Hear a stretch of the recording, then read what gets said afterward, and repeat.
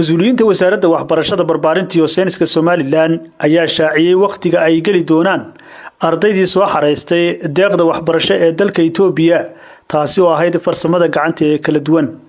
munaasabadan oo ay goobjoog ka ahaayeen agaasimaha guud ee wasaaradda waxbarashada barbaarinta iyo sayniska Soomaaliland Cabdiraxmaan Xuseen Xirsi iyo gudoomiyaha xafiiska imtixaanaadka qaranka madaxa xafiiska deeqaha waxbarashada Ubax Axmed Cabdilaahi wafdi ka socday maxadka Federal Technical Institute Ethiopia kuwaas oo qayb ka noqon doona qaadista imtixaanaadka ay gali doonaan ardayda deeqda waxbarasho ka heshay dalka Ethiopia ayaa ugu horeyntii waxa halkaasi ka hadlay gudoomiyaha xafiiska imtixaanaadka qaranka Daawud Axmed Faarax iyo agaasimaha guud ee wasaaradda waxbarashada Cabdiraxmaan Xuseen Xirsi waxa halkan fadhiya gudi loo xulay ardaydii scholarship-ka ahayd halkana waxa noo fadhiya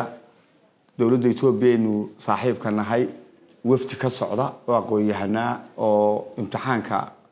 runtii soo diyaariyay goobjoogna ka ahaan sida loo qaadayo waxa markaa jecelahay runtii waxa inta badan aan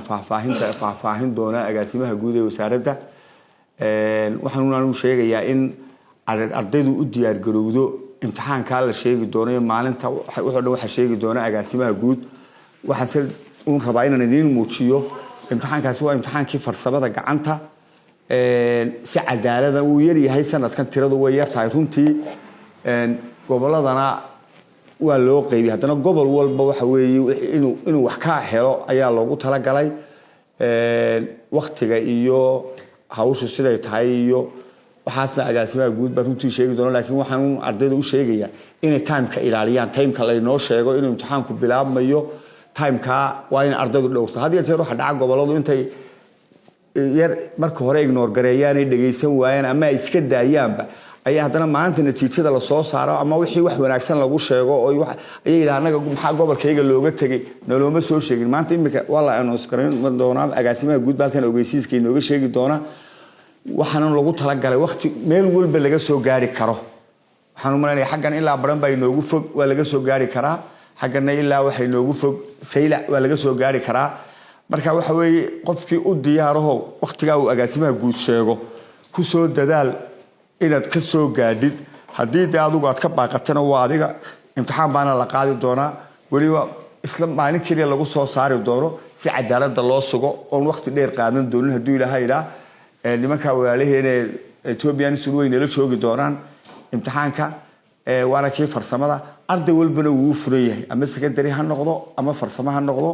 oo waliba laakiin criteria-dii hore loo sheegay imtixaanka dadka la qaadanayay hadii la waayo kuwa la doonayay grade kale ku xigun ba hadana gali doona marka in aan sheegno kuna dhawaaqno in la qaadi doono xafiis imtixaankii farsamada ee aan ku scholarship-ka ku saabsanaa scholarship-ka ka Ethiopia kaasoo xilli hore intaan sheegnay la soo wada xareystay tiradii soo codsatay inay ka qayb qaataan imtixaankaasi scholarship-ka Ethiopia ee farsamada gacanta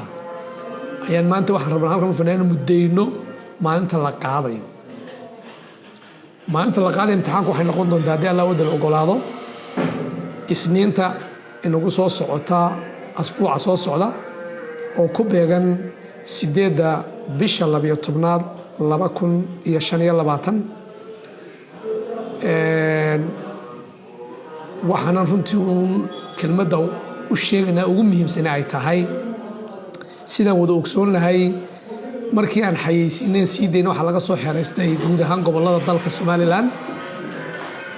oo runtii dadka soo xereystay ama soo codsadayna markaad eegto ay ku jiraan koorne ilaa koorne noqon karasa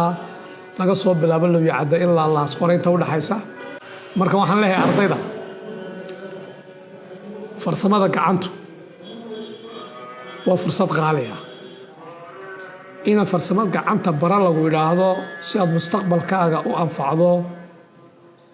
oo waliba lagu daro barashada fursadda farsamada gacantuna waa bilaash waxaad wax ku baranaysaa macnaheedu markaan bilaash leeyahay adu waxba kaama baxayaan laakiin qarankan oo la kaashanaya daneeyaasha waxbarashada iyo dawladda jaarka ayaa u hawl galay